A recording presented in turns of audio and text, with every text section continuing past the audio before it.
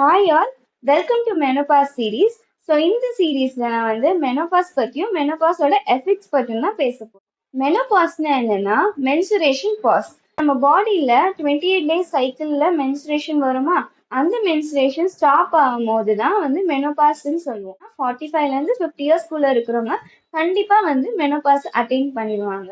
ஒரு சிலருக்கு ஏர்லியராகவே மெனோபாஸ் வந்துடும். யார் யாருக்குன்னு பார்த்தீங்கன்னா, ஓவரிஸ் இல்லை யூட்ரஸ் ரிமூவ் பண்ணவங்களுக்கு இந்த மாதிரி ஏர்லியர் ஸ்டேஜ்லயே மெனோபாஸ் வந்துடும். அப்படி இல்லைன்னா ஏதாவது ஒரு சிஸ்ட் இல்லைன்னா ஏதாவது ஒரு இன்ஃபெக்ஷன் இருக்கு ஓவரிஸ் இல்லைன்னா யூட்ரஸ்ல அப்படின்னா ஏர்லியராகவே மெனோபாஸ் வந்துடும். அப்படி இல்லைன்னா ஒரு சிலருக்கு ஹார்மோனல் இம்பேலன்ஸ்னால கூட ஏர்லியரா மெனோபாஸ் ஸ்டேஜுக்கு அவங்க வந்துருவாங்க. ஸோ பேசிக்கா நம்ம பாடியில இருக்கிற யூட்ரஸ் அண்ட் ஓவரி ரிட்டையர்மெண்ட் ஸ்டேட்டுக்கு போயிடுது. ஸோ ரிட்டையர்மெண்ட் ஸ்டேட் போயிட்டா எல்லாரும் என்ன பண்ணுவாங்க, ஒர்க் பண்ணவும் செய்வாங்க. அதனால ஒர்க் பண்ணாதனால நம்ம பாடியில என்னென்ன அஃபெக்ட் ஆகுது, என்னென்ன சேஞ்சஸ்க்கு நம்ம பாடியை அடாப்ட் பண்ணிக்கணும்ன்றது பத்தி தான் இந்த வீடியோல நான் பேச போறேன்.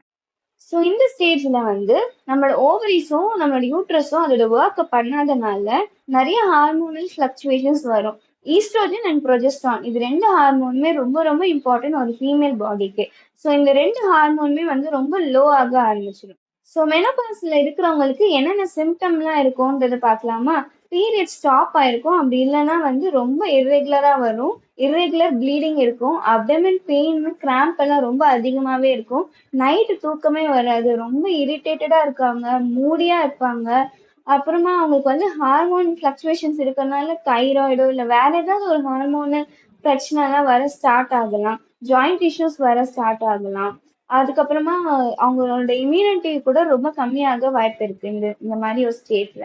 அதுக்கப்புறம் என்ன மேஜரா நடக்குது அப்படின்னா, நம்மளோட ரீப்ரொடக்டிவ் ஹெல்த்ல என்னென்ன மாறுது அப்படின்னா, வெஜைனல் ட்ரைனஸ் இருக்கும். ஸோ வெஜைனல் ட்ரைனஸ் இருக்கிறதுனால அவங்களுக்கு லிபிடோ ரொம்ப கம்மியாக ஆரம்பிக்கும். லிபிடோ கம்மியாச்சுனாலே செக்ஸ் டிரைவே கம்மியாயிரும். மெனோபாஸ்ல 3 ஸ்டேஜஸ் இருக்கு.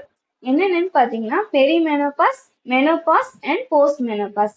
ஸோ பெரிமெனோபாஸ்னா என்னன்னா அதுதான் டிரான்சிஷனல் ஃபேஸ்.